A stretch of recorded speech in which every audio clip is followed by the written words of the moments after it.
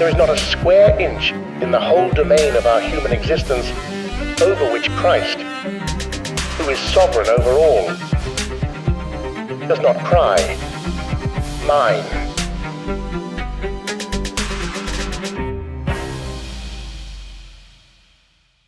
Come with me to Florence, Italy.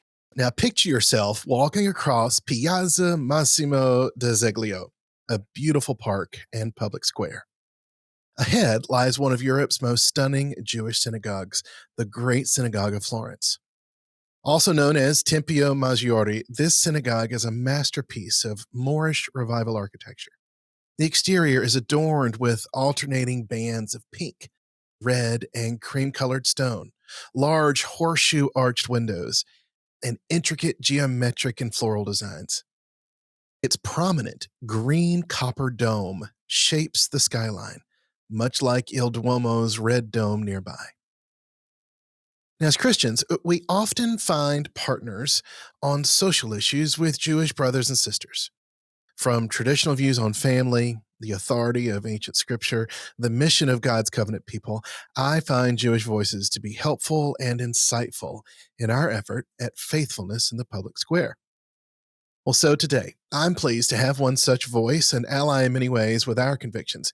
Here to talk with me about America's religious landscape, I'm honored to have today's guest, Politico editor, journalist Bill Kristol. Bill, thank you so much for being here. Thank you. Thank you for that unusual introduction all the way to Florence. That was great. Well, I've got a few more details to share about you, but to give your time to little old Nuance, I really appreciate it. And I am a huge fan of Conversations, your podcast. Oh, well, thank you. We try to every 2 weeks. You started off as more academic. Now it's a little bit broader, public intellectuals and some journalists. Yeah, it's also an attempt to contribute to the public conversation, which sometimes seems a little difficult these days. Well, your tone and particularly the depth you go to with these experts, and it really feeds me. Well, to our friends and viewers, welcome to Nuance, where we seek to be faithful in the public square. I'm Case Thorpe, and as always, encourage you, like, subscribe, share, help us to get the word out there. Well, let me tell you a bit about our guest. So, Bill Kristol is a native of New York City, comes from a family deeply rooted in journalism, history, and the conservative political movement. Harvard University alumnus, Bill earned both his undergraduate degree and a PhD in political science and began his career in the academy.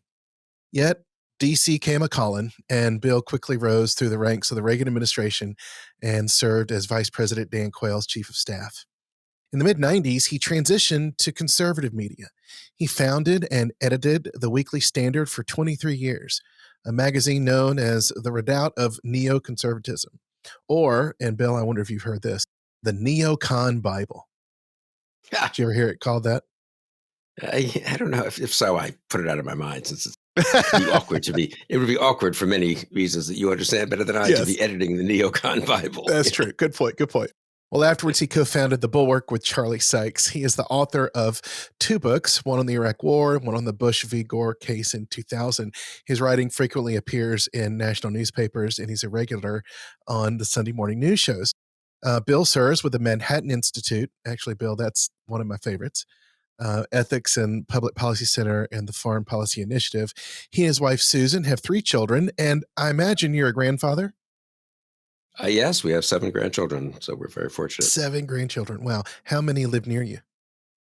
So our 2 daughters live near us, and that accounts for 5 of the kids. And then our son and his wife and 2 littlest of the grandchildren are in the New York suburbs, which isn't that far away. So it's all between DC and New York, very Northeast centric. That's not really in touch with the rest of America as much as you are. But the Asila.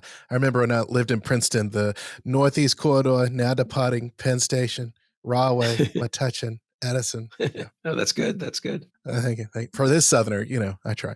Yeah. Well, friends, I've asked Bill to come and talk with us about the current American religious landscape from his point of view. And I know that usually our guests are from the Christian world, if not even the evangelical side of the church. But I think it's important to have a political thought leader, particularly a Jewish thought leader, who really has a good word to say, especially in this increasing time of anti-Semitism. So, you know what, Bill, let's just start with your faith. Like, tell us about what being Jewish means to you? Yeah, it's such a hard question. I think I'm not maybe the most introspective person, and also it's hard to judge, one's own what forms you, right, yourself. People always ask that, "How well, your parents, you're Mm, this, you're that," but I don't really know. I think I'm a better judge of other people. But I would say no. It's always been a very important part, a very central part of my life, really, almost taken for granted in some ways. Obviously, Judaism is different from Christianity in many, many ways, though they're obviously also cousins or step brethren or whatever the right term is.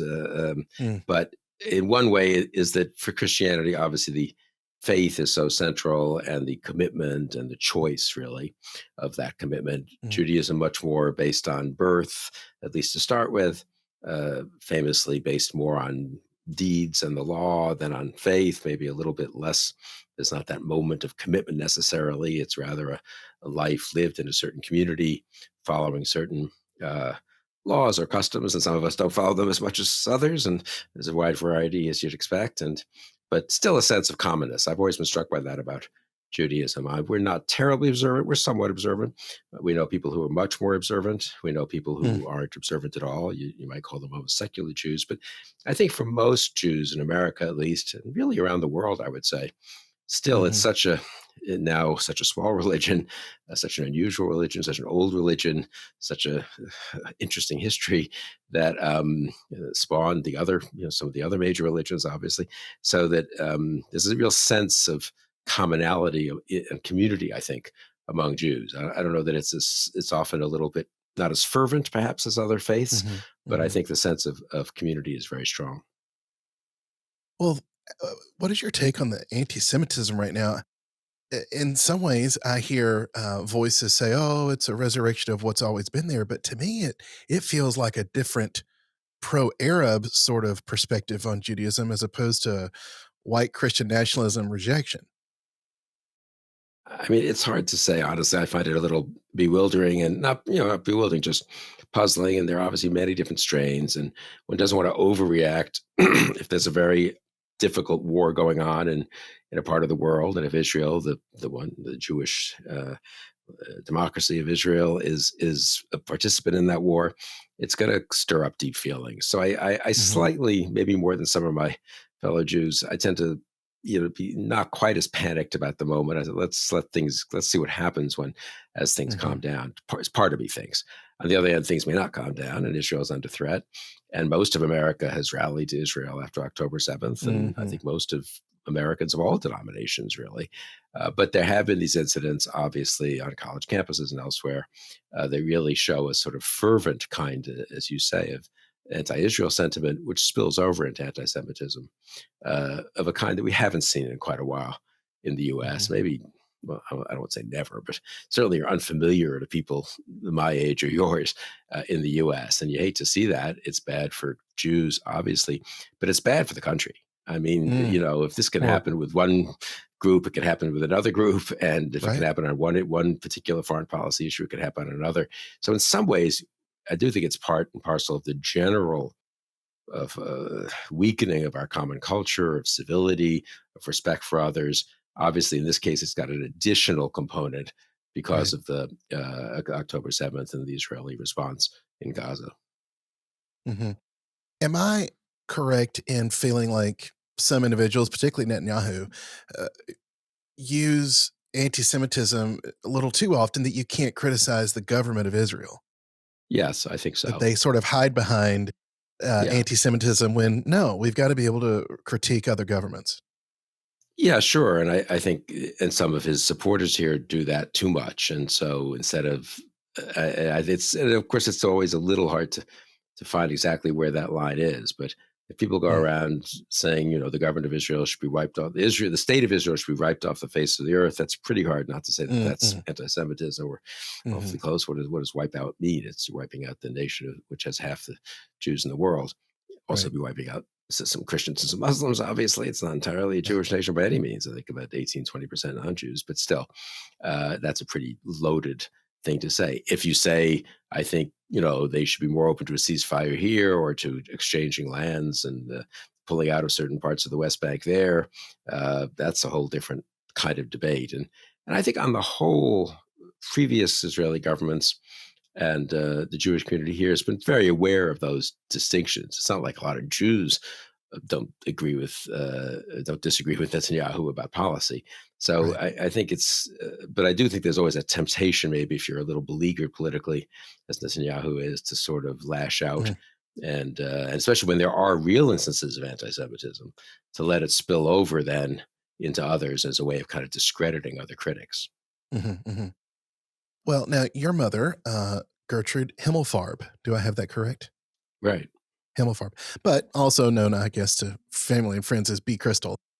Right. She was a historian, correct, in English Victorian history. Mostly, she wrote a little bit about America as well and other things, and then, but also pretty well educated on Jewish things. Went to the Jewish Theological Well, Seminary. that's what I was gonna mention. She went to the seminary, and tell me about her decision to go there and what it fed her research. I mean, it was a time when there were not, I think, many women at the seminary. You couldn't study at that time for the rabbinate. You couldn't get a rabbinical degree. I'm not sure she would have wanted one, but that's kind of the big degree at the seminary. And at that point, it's the seminary for conservative Judaism. Mhm, And at that point, conservative movement didn't ordain female rabbis. So there was a degree you could go there as a woman, and you could study, and it was very welcoming.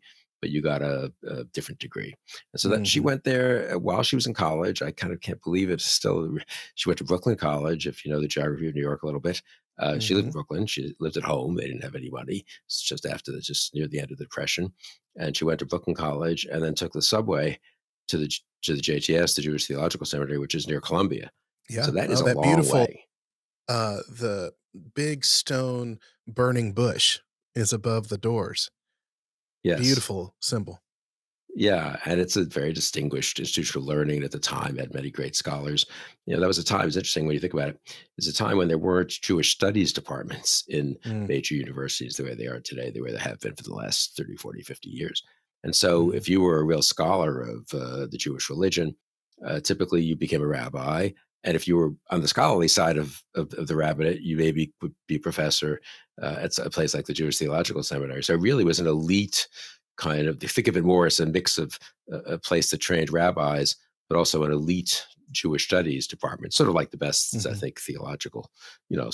schools as well, right? I mean, Oh, sure. on the Christian side, on the right. So she got a good education, and but she wanted to study British history and European history. She always had a strong interest in Jewish things, very strong supporter of Israel, and late in life, actually wrote a book or two that was really on sort of the British interest in Judaism, and actually their sort of surprising amount of the major British authors and British politicians who really had a kind of, not just respect for Judaism, but a real interest in it. That is some kind Mhm, of weird, mhm. some kind of kinship almost between kind of Victorian Britain and what they saw as some of the Yeah. attractive aspects, really, of the Jewish Disraeli religion. and mhm, Yeah, Churchill was a very strong Zionist.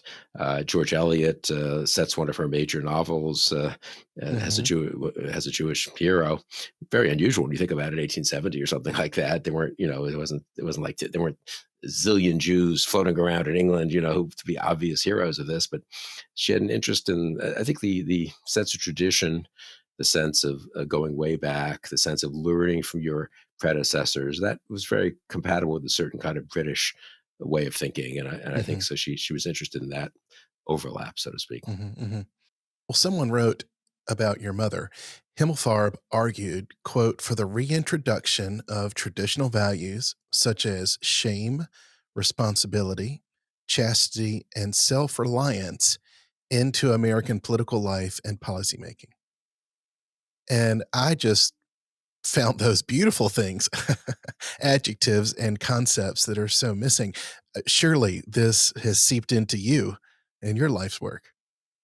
I think it has influenced me quite a lot. I hope, but I would say, I mean, she was a historian and someone who made arguments, and so she often drew on history, social science for these arguments. It was she wasn't a preacher, if I can put it that way, and it Mhm, didn't certainly didn't tell people what to believe, but she made pretty, I guess, what would we call them, more social and empirical arguments for why a society that had certain virtues would be a better society, a society in which people could flourish, in which families would be stronger, and families that are stronger would produce people who were happier and stronger. It was that sort of argument more. She didn't presume to sort of be saving people's souls, but but I think the historical argument was a very important one and an interesting one, and she wasn't the kind of conservative who looks back at the great old days. It's kind of harder to do when you're Jewish, honestly, given the what's happened to Jews in this century, obviously in Europe, Mhm. but also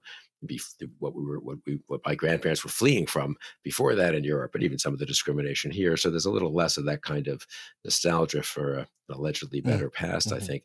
So it was a pretty current kind of argument. She drew from older thinkers many of whom influenced her, Edmund Burke and many others in the 19th and early 20th century. But she was interested in sort of comfortable, really, in today's world. She wasn't some Yeah. sort of, there are people, and I don't say this critically, this is what they think and the way they choose to live. There are people who are kind of recluses or, turn their back, you might say, to the current world. And sometimes they have great contributions to make because they see things that we don't see so much today. But she was more comfortable in the current world and in the US. This was the country she grew up in and she Mhm. loved, really, and spent the huge bulk of her life in.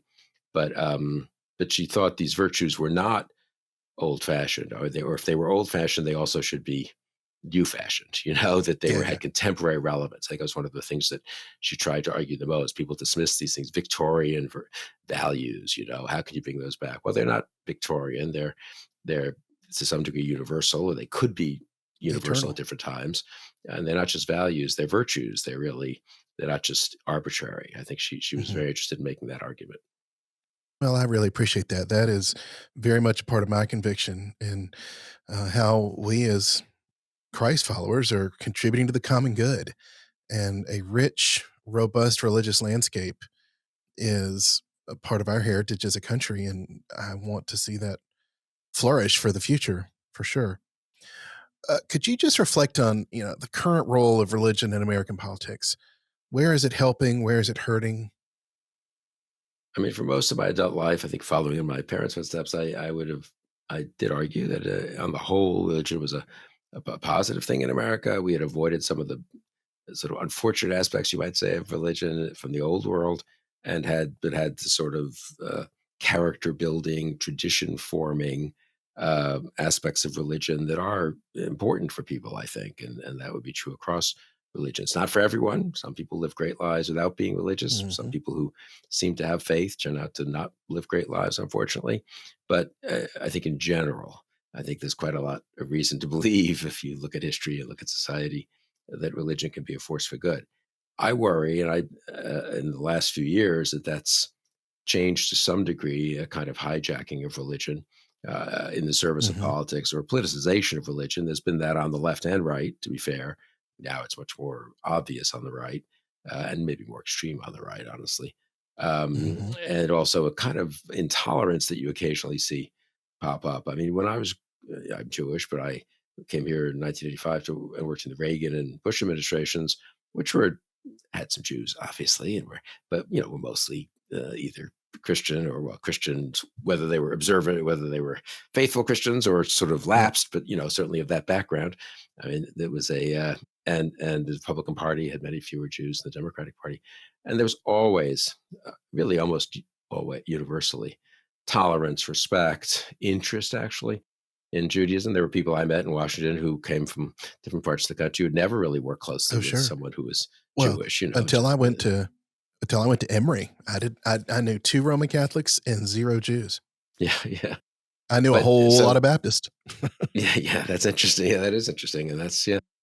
No, I know it's if you grow up in New York, of course, you have a totally distorted view of this. Our son was in the Marine Corps after college, and he had that experience. Having grown up here in Northern Virginia, going to school at Harvard, there was always some Jews, and of course, in our family and in our friends. Mhm. And he said it was striking. He was treated fine. I'm no way complaining. But when he was a very young officer in the Marine Corps, he was sort of met people who literally had, as you were saying, and they were your age. They were college age. A lot of the enlisted guys are just post-college, the young officers. And he said they almost had never met a Jew, and they were kind of fascinated, actually. What do you do? And he said on Saturday, not on Sunday, and these holidays we've heard of once or twice a How year does where this you work? don't, eat or something. But it was very good natured and very Yeah. honest, kind of just asking the questions. Anyway, that is the American tradition, I think, and I'm a little worried about the last decade or so that there's been an erosion Mm.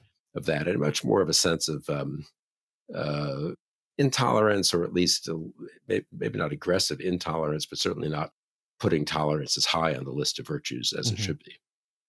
Well, the Christian nationalism stuff is quite concerning. In fact, this podcast came out of conversations during COVID and afterwards, where there just seemed to be a lack of nuance, if you will, uh, in the conversations I was having. And then I see on Facebook and other places individuals that just go off the deep end on the Christian nationalism side, and it's very concerning.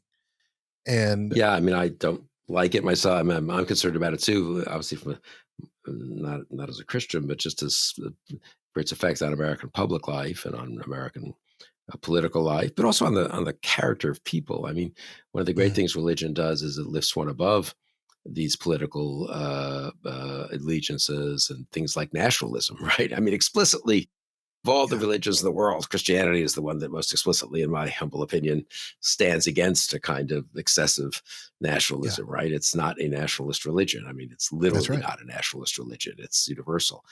Actually, Judaism, you could argue, is a little more complicated in that way. But so for Christian to become an adjective modifying the noun nationalism, it's hard Yeah. to see how that really works out well. No, I don't think it does. I was a mission pastor here at First Presbyterian Church of Orlando for 12 years, and we did incredible work in the Dominican, in Madagascar, and uh, Christians across the national boundaries have such a unity, we would say, in the power of the Holy Spirit. And that's why often dictators don't like Christians, because they have a higher Right. allegiance. And to see that frayed here, I have found as a pastor, though, when I have parishioners or individuals who were favorable towards the idea of Christian nationalism, or at least confused and don't understand. If I lead with, you know, I am a patriot, and it's a different thing to be a patriot than a nationalist, that sort of seems to take the tension out of the room. And somebody goes, okay, yeah, you love our flag, you love our Constitution, and respect our military. But oh, I see what you mean. This Christian nationalism thing, it takes it too far and aligns Jesus too closely with um, the American agenda, without critique or support. Yeah, there's a wonderful essay by George Orwell, which distinguishes patriotism and nationalism. I think he wrote it at the end of World War II, at Mm, a time when nationalism was very strong. Obviously, people were very proud to be British, as they should have been after that fantastic, standing alone in World War II. But he said, I mean, he wanted to be caution people that, of course, should be proud of the nation you live in. mhm, You should be proud of what's especially worth being proud about it. You should also be willing to change it and criticize it if it is falling short.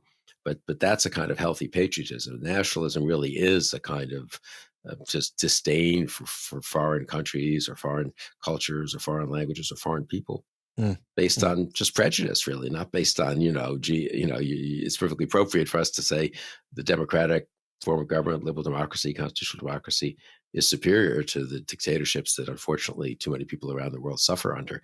It's another thing to say that we are superior people. Why? Because we were born here on this plot of land as opposed to some other plot of land. It's really, sure. when you think about it, it's a pretty strange thing to say. And this is where I do think American exceptionalism, which once meant pride in our exceptional Mm, institutions and mhm, our history and a responsibility, therefore, to keep them going. It wasn't just a boast; it was a kind of burden's not the right word, but what is the right word? Kind of an obligation to keep it going. It sort of has, to some cases, has transformed itself into just a kind of disdain for the other and boastfulness about what's here. And I always, when I get in one of these arguments myself, I tend to sort of say, well, what are you boasting about? I mean, you haven't done anything. We haven't, our generation hasn't. I mean, we inherited some very fortunate circumstances thanks to huge sacrifices by our parents, grandparents' generations, by people all the way back. obviously in the Civil War, in terms of slavery, and just and building this great nation and all the traditions of tolerance and freedom and respect and democracy. But if you're 30 years old, you don't really get to say, I'm really, I'm just strutting around because I've done so many great things. Some 30-year-olds have done some good things, but a lot of them are inheriting. All of us are inheriting things we didn't create. Okay, so Louisiana recently passed this bill for the 10 Commandments in every classroom. And, I love and respect the 10 Commandments. I recognize the removal from religion from the public schools has not done us well on overall, but I just look at the common good and a pluralistic society. Principled pluralism is one of our big convictions, that hold your principles, but recognize your context. So I'm not a big fan. But how would a secular Jew or even a religious Jew look at that bill? So I share your concerns, I would say, and in the sense that I also think it, wouldn't hurt if it'd certainly help if people knew the Ten Commandments and knew more about religion and about religious examples and so forth. And there are ways to teach that in public school that are totally appropriate. Obviously, it's part of our culture. But they're making a point history, with this bill. Part of literature. But I think it is true in this case, and this is where context matters, as you know so well. When it's passed as part of a kind of gesture, not in my judgment, a good faith effort to make sure everyone understands this part, Exodus 20 or whatever it is, but and sort of it's sticking it to the people they want to stick it to and making a statement. Then you are using religion in a way I think that ends up hurting religion. Honestly, I think people I see this with some young people in our office. They see, they haven't thought about it that much. They might have grown up in somewhat secular, but sort of traditional, slightly observant homes. These are, I'm thinking, Christians mostly. And they see this and they think, what is this? I mean, and it's half the people pushing this legislation. I don't mean in this particular case, but sometimes the people pushing these kinds of legislation have not lived the most admirable lives. So it's not as if they turn out to be wonderful role models. So I think it can do damage actually to what these sponsors say. Therefore, I mean, I should say I grew up in New York City, and from 5th through 12th grade, I went to a private school, and it called the Collegiate School, which was actually associated with a collegiate Dutch Reformed church. Oh, Marble Collegiate. Yeah, Marble Collegiate. Where technically Donald Trump had his membership. And I read a report where, of course, they're now very, very progressive and liberal at that church, and that a reporter called to confirm this. And very tersely, the secretary said, I can confirm it, and that's all. And she hung up. Oh, that's funny. Yeah, I guess, what's his name? Norman Vincent was Norman Vincent Peale, I think he presided at Trump's first wedding, maybe. Anyway, so this was, I mean, by this point, by the time I got there in 1960 something, it was, as often is the case in these church schools, it was a pretty attenuated relationship. We were in the building next door to to one of there were, I think, two collegiate churches in New York City, related, two branches, I guess you'd say. And we were next door to it. We had chapel once a week on Thursday morning, as I recall. We sang Protestant hymns. I still know more Protestant hymns than most of my Did Jewish you see Norman? Friends.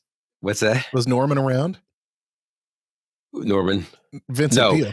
No, I think he was still alive, but I don't think I ever met him. No, that would have been, no. And so, but it was sort of our assembly for the week at which announcements would be made, but there would be sort of a certain religious, content too and at our graduation each year. I remember that. And we would have a, Christmas ceremony and sing, the lights would go out and we'd sing Silent Night and so forth. So I'm not a hardliner on, oh my God, no Jew could ever be exposed to to Christianity or to some hymns or something like that. And so I'm a little more relaxed about some of the prayer in schools sort of issues than some of my friends. Having said that, I also have friends who've grown up elsewhere. This is New York, though. 30% of the kids were Jewish. They weren't going to go out of their way to be unpleasant. I do have friends who've grown up where there were 3 Jewish kids in a class or in a school, and it was a kind of exclusionary thing, and it was more sectarian, so to speak. So I think a lot of it can be solved with goodwill. My father told me, and I never really checked this, so I think it's correct though, that when he went to public school in New York, so that would be in the 30s, really, they would read, and this public schools at that point in New York was quite Jewish. Wouldn't be the public schools he was in Brooklyn were probably more than 50% Jewish. They would read a psalm each day. And that was considered, it was their way of compromising. It was sort of it's from the Bible, obviously, right. and then they're wonderful. It's wonderful literature and it's wonderful devotion, Mm-hmm. but it's also not. It's from the Old Testament, and it's sort of not quite like telling people, it's a different kind of thing, obviously, than reading, I don't know, parts of Deuteronomy or something.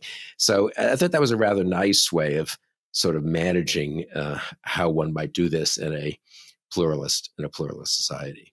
Mm-hmm, mm-hmm. Well, the conversation is quite large in my part of the church about the rapid de-churching, the decrease of those who participate in religious life of any branch, actually, of any type of religion. And I'm curious your perspective on some of the societal forces that have contributed to this. Yeah, I mean, among Jews, it's an actual, not just de-churching, but de-religionizing, Mm-hmm. de-affiliation, de-affiliating, I guess. About half of Jews in America marry non-Jews. Sometimes the non-Jews convert. Sometimes they don't convert, but the kids retain some Jewish education and identity, and that's fine. We have many such people actually in our synagogue. But sometimes the couple chooses to or drifts away from Judaism. When you're the minority religion, I think there's always a sense that an intermarriage is more likely to trend toward the majority, than to the minority. Anyway, so the actual number of Jews in America, and plus Jews have a rather low birth rate, so the actual number of Jews in America is going down. Mm. So this is leaving aside whether they're actually going to synagogue or not. And there's also been some de-churching there, though also a growth with the Orthodox. So it's a little cross-cutting those trends. Yeah, we are there. It's a smaller percentage of the country than it was 30, 40, 50 years ago. And look, it's a free country, right? And part of me thinks intelligent people should think about, if you think Judaism is good. I do think, for example, on the intermarriage question, many of my conservative friends are hostile's too strong. They're very worried about intermarriage, which I understand, and hope their own kids stay within the faith, and hope if they do intermarry that the other spouse joins the faith and so forth. Mm. But I think there haven't been, because people were sort of brought up with the notion that intermarriage was kind of something to be discouraged. There hasn't been, except in the last maybe 20, 30 years, and maybe except among more reform and conservative synagogues, a real attempt to welcome the partner, the spouse, into the faith and make it easy. And there is a conversion process, and it's not, it takes some work and it takes some study, and that's fine. I think that makes a lot of sense.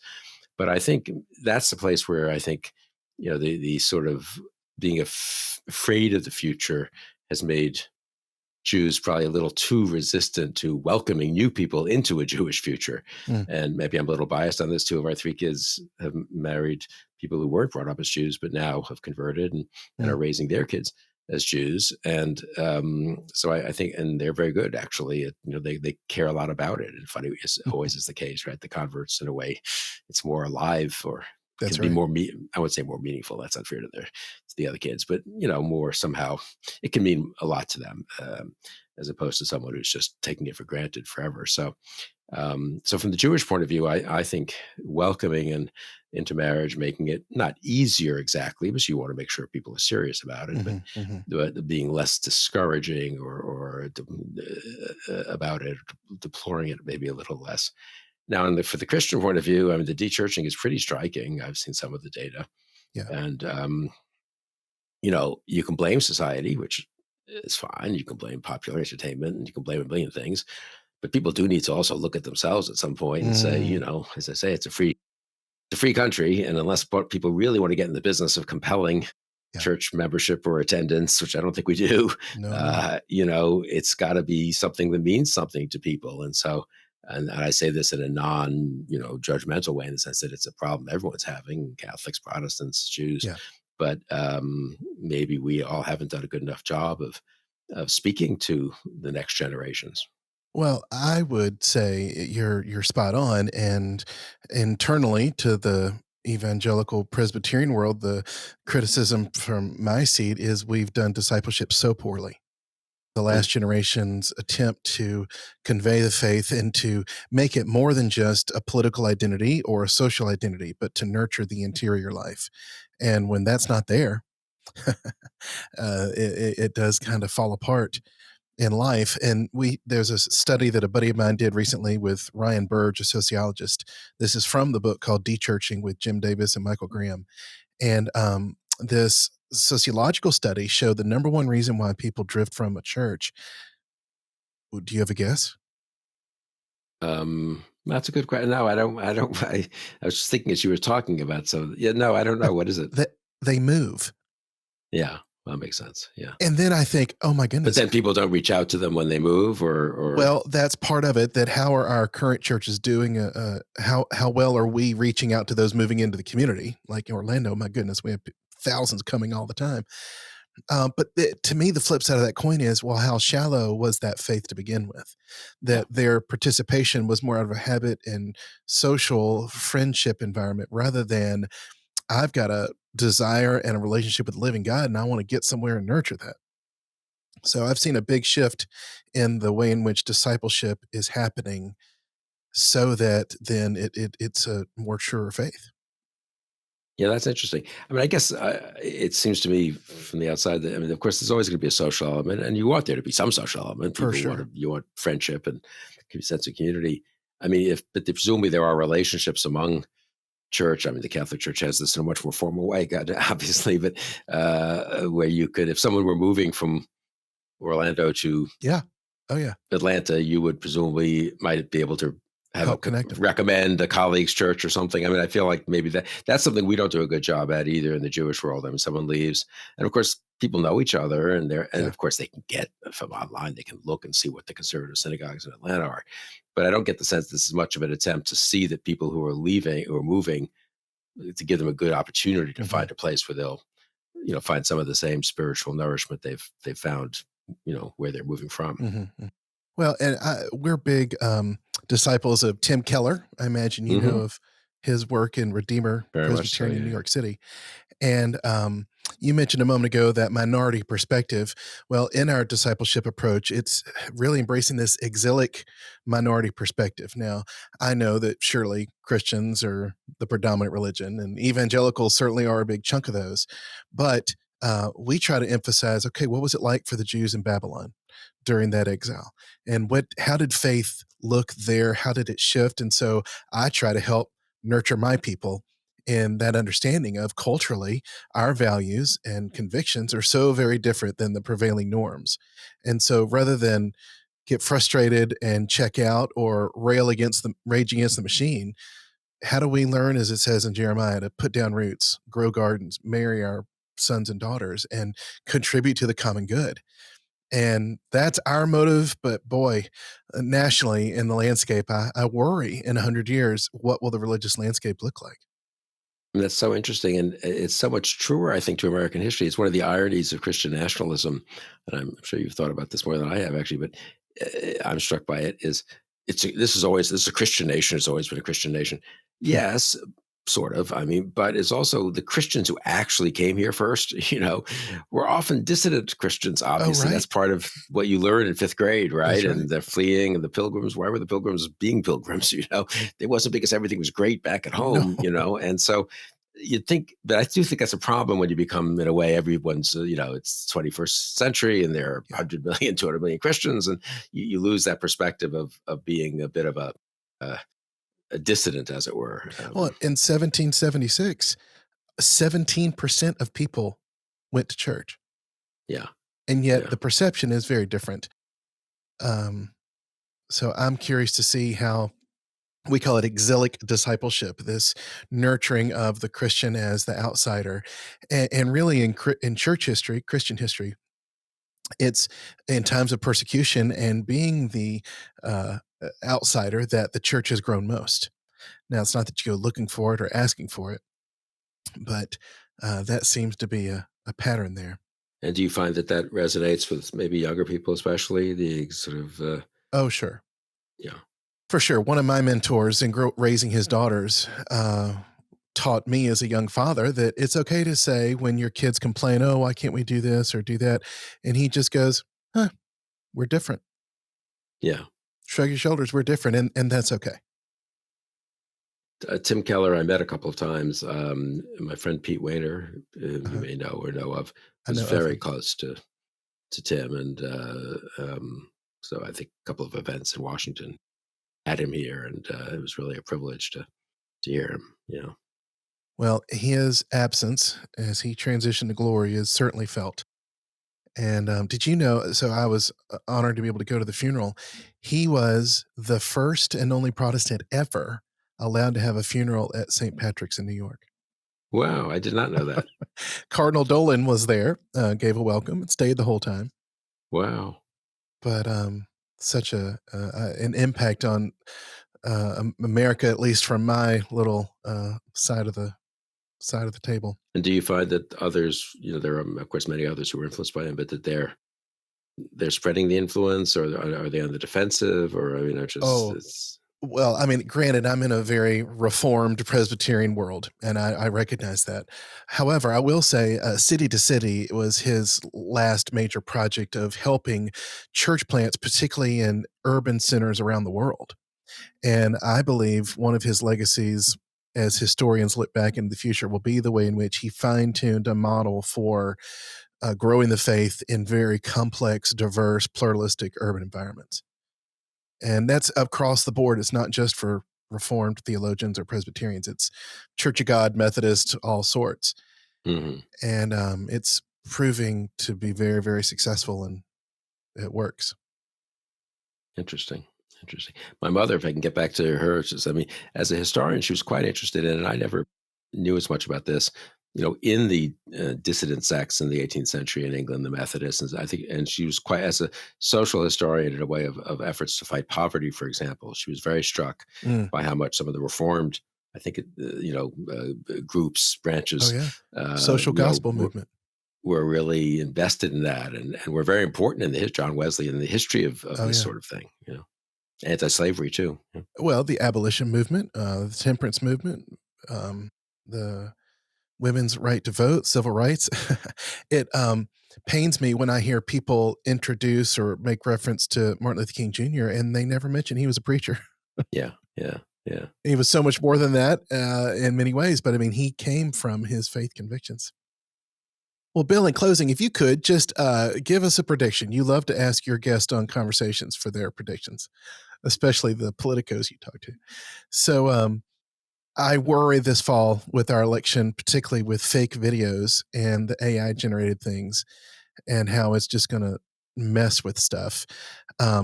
Your thoughts for the coming fall and how people can perhaps be a little more measured and conduct themselves. I mean, I hope we have a sort of civilized election campaign. I'm not super optimistic about it, but sometimes it is darkest before the dawn and all that. And part of me thinks, I don't know, maybe we've had to go through this decade for various reasons, and have put up with things, or not just put up with things, but endure things that we shouldn't. I wish we wouldn't have had to as a society, but maybe it's taught us some things, and maybe people can come out of it, especially younger people. I know the conventional view among people my age, the boomers, is, oh, those millennials and Gen Z, Gen Z, they're all spoiled and they're this and they're that. But I actually have slightly the opposite view, actually, from talking to people. Now they're not, there's some things they don't know as much about as I did when I was their age. I think history isn't taught maybe as much as it used to be and so forth. But in other respects, they're very mature. They've seen a lot. They've thought a lot, many of them, about society. They're a little uncertain, so they do need a lot of help. And that's where I worry. I mean, if they could drift along and never run into someone like you or others who could really help ground them. But I also am, in that respect, if we can get through the rough times here, I'm actually somewhat optimistic. Maybe there's a bit of revival, bit of renewal coming around the corner. That would be nice. Yeah. Well, Bill Kristol, thank you so very much. I want to encourage folks, check out his podcast, Conversations. You will find it wherever you can get your podcasts. Well, friends, thank you for joining us. Please like and share. It really helps us to get the word out. Leave a review wherever you get your podcast. You can go to collaborativeorlando.com for all sorts of content, particularly a 31-day faith and work prompt journal that we have. Fill out the form and I'll be glad to send you one for free. You'll find us on the social media platforms. Also, Don't forget Nuance Formed for Faithfulness. This is our weekly 10-minute devotional for the working Christian that follows the liturgical calendar. I want to thank our sponsor, Ben Vincent, Esquire of Baton Rouge, Louisiana, for today. I'm Case Thorpe, and God's blessings on you.